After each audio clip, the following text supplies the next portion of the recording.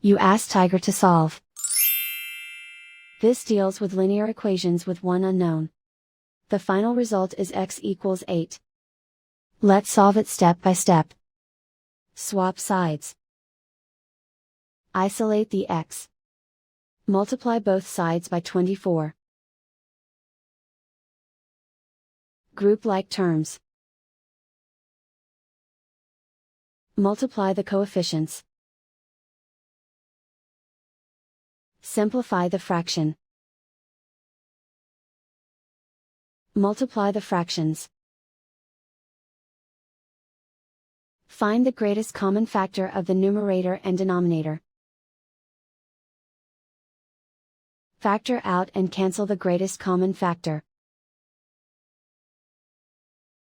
And so the final result is x equals 8.